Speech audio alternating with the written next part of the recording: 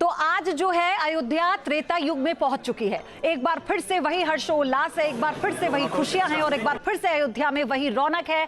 मैं हूं आपके साथ पयोधी शशि और न्यूज नेशन पर ये बड़ी कवरेज सीधे अयोध्या से लगातार जारी है। मैं सीधे अयोध्या से इसलिए कह रही हूं क्योंकि मेरे दो सहयोगी वहां हैं, रमेश भट्ट वहां पर हैं, विकास चंद्रा वहां पर हैं, जो लगातार सीधी तस्वीरें आप तक पहुंचा रहे हैं। और वहां पर इस वक्त जो हर्षोल्लास है, आप उनसे अभी मुखातिब होंगे तो देखेंगे वो झूम उठकर सारी तैयारियों के बारे में, पीएम मोदी के हर एक कार्यक्रम के बारे में आप तक जानकारी पहुंचा रहे हैं। और संजीव अग्निहोत्री जी स्टूडियो में हमारे साथ आप देख रहे हैं, लगातार बने हुए हैं।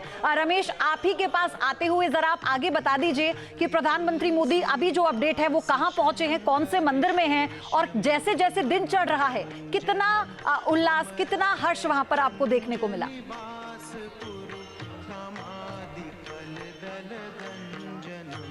देखिए, माता शेषावतार मंदिर के बाद माता अन्नपूर्णा के मंदिर में पूजा अर्चना चल रही है। और माता अन्नपूर्णा की पूजा इसलिए भी ज़रूरी है क्योंकि धन्य धान्य से परिपूर्ण करना, भोजन और पोषण की देवी तो माता अन्नपूर्णा है। उन्हीं से इस जगत में सबको भोजन प्राप्त हो रहा है। इसलिए उनकी प्रार्थना, उनका वंदन, उनका अभिनंदन बहुत ज़रूरी है। और यही कारण है, मैं अभी पयोधी कुछ देर पहले जी सरयू से लेके सागर तक की भगवान राम की यात्रा की बात कर रहा था, जो वनवास उन्हें 14 वर्ष का मिला था जी। तो इस दौरान बहुत सारे ऐसे लोग थे जिन्होंने उनके जीवन में एक नवजीवन को जोड़ा, एक नया दर्शन उन्हें दिया, एक नया मार्ग उन्हें सुझाया। महर्षि वशिष्ठ बाल्यावस्था में उन्हें शिक्षा दी। महर्षि विश्वामित्र जो उन्हें राक्षसों का वध करने के लिए ताड़का, सुबाहु और मारीच का वध करने के लिए लेके गए थे, उन्होंने उनके जीवन को नई दिशा दी, उन्हें ब्रह्मास्त्र प्रदान किए।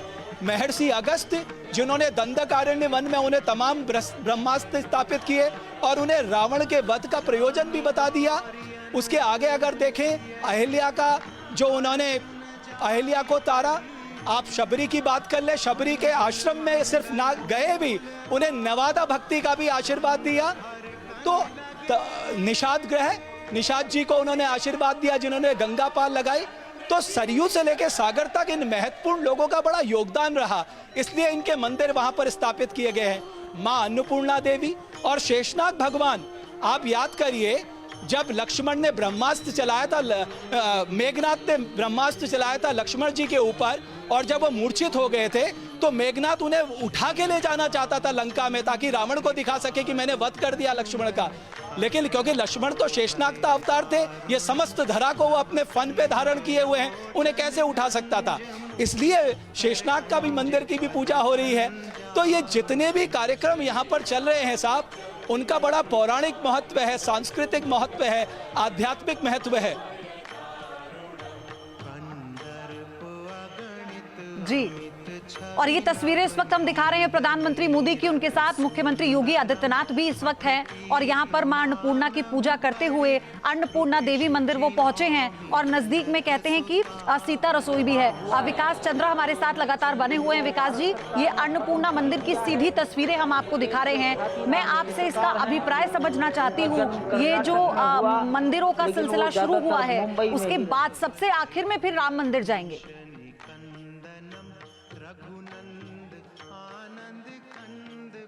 जी, सबसे आखिर में राम मंदिर जाएंगे। अन्नपूर्णा माता मंदिर में पूजन करने के बाद, सीता रसोई में पूजन करने के बाद, उसके बाद प्रधानमंत्री नरेंद्र मोदी राम दरबार में जाएंगे, जो मंदिर के प्रथम तल पर है। वहां फिर पूजा अर्चना करेंगे। उसके बाद फिर रामलला के गर्भगृह में आएंगे और वहां पूजा अर्चना करेंगे। उसके बाद फिर से धर्म ध्वज को स्थापित करने का जो पूजन पाठ है, जो अनुष्ठान है, वो शुरू हो जाएगा।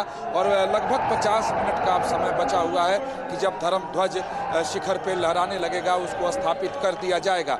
माता अन्नपूर्णा का अपना महत्व है। आप देखा होगा आपने कि किसी भी मंदिर में जाएं, मठ में जाएं, सब जगह अन्न क्षेत्र होता है, अन्नपूर्णा क्षेत्र होता है। जैसा कि रमेश बता रहे थे, बिल्कुल सही कहा कि माता अन्नपूर्णा से ही कामना की जाती है कि वो धन्य धान्य से परिपूर्ण रखें, पोषण दें। और माता अन्नपूर्णा मंदिर के ही एक भाग में सीता रसोई है, जहाँ पर भगवान रामलला के लिए राग भोग बनाया जाता है। यानी जो भोग नैवेद्य की तैयारी होती है, उसी माता अन्नपूर्णा मंदिर के बगल में बनी बनी हुई सीता रसोई में उसको तैयार किया जाता है। और इसके पीछे कारण ये है कि माता अन्नपूर्णा अगर पूरे संसार का पालन करती हैं तो वहीं से भगवान का भी भोग तैयार होगा।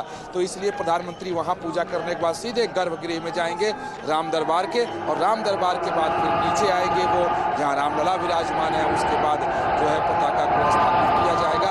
आप देखें कि पिछले 5 दिनों से यहाँ यज्ञ और अनुष्ठान चल रहा था, अलग अलग यज्ञ अनुष्ठान चल रहे थे, क्योंकि जितने भी अन्य मंदिर बने हैं, सप्त मंदिर हैं जो परकोटे में मंदिर बने हैं, चाहे वो गणेश जी के हों, हनुमान जी के हों, शिव जी के हैं, दुर्गा माता के मंदिर हों, सूर्यदेव के मंदिर हों, जो कि भगवान सूर्यवंशी थे इसलिए सूर्य मंदिर भी बनाया गया, उन सबों पर आज धर्म ध्वज को स्थापित किया जाएगा। तो न सिर्फ मुख्य शिविर पर, बाकी जो भी मंदिर बनकर तैयार है उनके शिविर पर भी, उनके शिखर पर भी ध्वज को लगाया जाएगा। तो इस रामलला के गर्भगृह में पूजन के बाद से वो कार्य शुरू हो जाएगा, यानी उसका पूजन शुरू हो जाएगा कि ध्वज उस पर लगाया जाए। तो पहले से 5 दिनों से अनुष्ठान चल रहा था। अब तो मैं कहूँगा कि 50 मिनट से भी कम का वक्त बचा है कि जब ध्वज को लगाया जाएगा। तो तैयारी पहले से ही बिल्कुल मुकम्मल थी। अगर राम जन्मभूमि परिसर की बात की जाए तो वहाँ पहले से ही तैयारी सारी पूरी कर ली गई थी, ताकि कहीं कोई व्यवधान उत्पन्न न हो।